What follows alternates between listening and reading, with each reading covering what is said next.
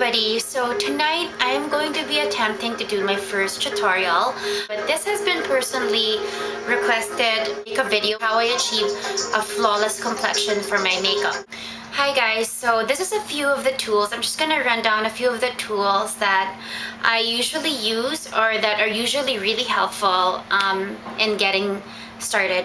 So first of all, you always want to have a primer. So usually primers are not, it's an optional step, but they really do help laying down a foundation for everything else. They just smooth everything out. They kind of seal your pores. So I highly suggest using a primer after you moisturize. So a couple of primers that I do use is the MAC Prep and Prime, especially now that it's a bit hotter. The consistency of this is a bit lighter than what I usually use, which is the Smashbox Photofinish primer. If you get a bit oilier as well during the summer, you want to try a mattifying base. So this is Boots number 7 makeup base. So there's really a couple. I also have this L'Oreal Studio Secrets primer. So you can, it's really up to what your skin preference is, but definitely a primer is number 1.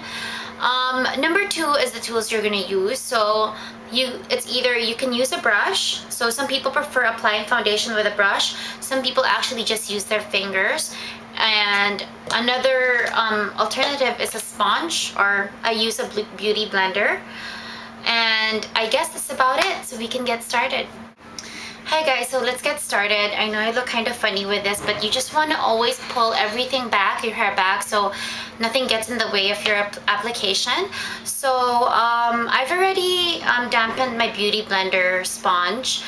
You don't need a beauty blender, you can use any sponge, but I suggest really using a damp sponge. Just make sure you squeeze out as much excess water as you can. You don't want getting all liquid on your face. So let's get started. I already have my primer on.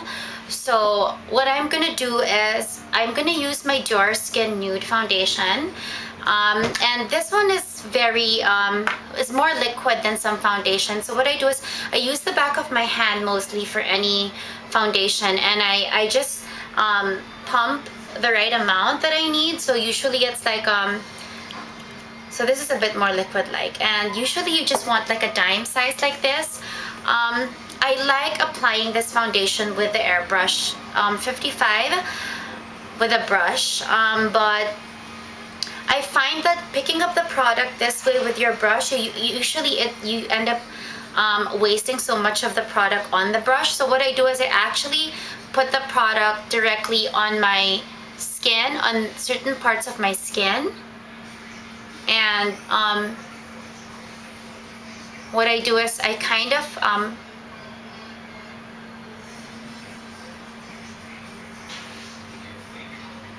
of just stipple it from there. So what you want to do is just so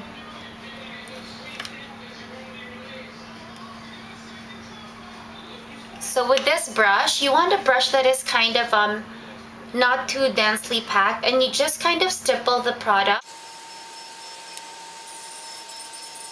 So you use a stippling motion with your brush before you actually blend, and once most of the product has been stippled in, then you just kind of you know, go around the edges, go around, you know, your face. There's really no direction you should have to go in, but then that's when you just start blending things in and making sure that nothing is really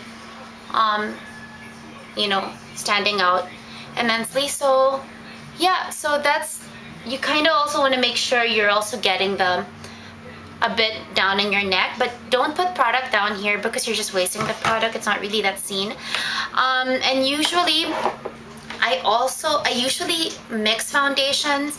It really depends on the weather, or you know, how my skin is it oilier or not oilier. But just for purposes of this tutorial, because I am going to be in front of the camera, I'm also going to put a bit of this Revlon Photoready foundation, and again I just put a bit in the back of my hand, very slightly.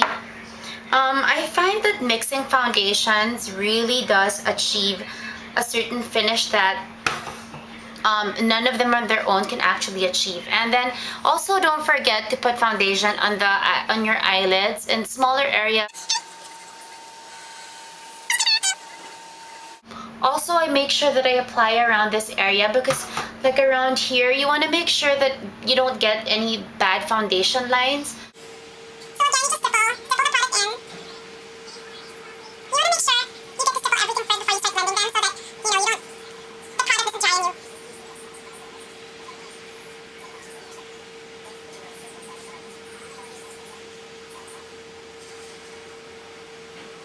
So there you go. So now my foundation is completely on. The next thing that I actually do is I want to conceal my under eye, and you can use a variety of concealers, and I do have quite a bit, so I'm not going to go through each one with you guys. But what I've been using lately, well, this is a high-end concealer. This is Hourglass. It's one of the best concealers. I also use this Makeup Forever lift concealer for the under eye. Any is really good, and I do have some drugstore concealers as well. Well, they're not really drugstore. Cinema Secrets, Maybelline Mineral Power Liquid Foundation, and they're all really good. They get the job done. But I'm just gonna use this Hourglass foundation. This is a cream stick foundation. So with this one, I just kind of, you just want to go under your eye area here. I don't need a full amount, but I think the important thing is not having to go all the way here. You don't need concealer here. You just need it actually in the dark areas here. And the best way to do this, you can use a brush. So with some concealers, I actually use a concealer brush to actually dab it. But I find that with this particular product, the best thing to do, and for most products actually under eye, is to just blend it in with your fingers, because the warmth of your fingers really does help blend it in. And this one is just really a tapping motion. So you just tap that in there. And then when I'm done with that, what I do is I do my highlight. And I usually use the YSL. This is my YSL Touche Éclat in number 2. Okay, how you use this pencil, you just have to press it to get the product out. Hi guys, so this is the area where... This part I just had to fast forward, but I'm just showing you how to highlight. So these are the common areas you highlight, and usually the best way is to just blend it with the warmth of your fingers. So that's the high cheekbones that we're highlighting right now. And then another area you want to do is the bridge of your nose and the corners of your nose is another common area to highlight. And this is now the eyebrow bone. It's another area you'd want to highlight. And this is a trick where you do the corner of your lips to make it appear plumper. And again, blend with your fingers. So that's about it. So right now I'm kind of fully covered. This is usually my first step.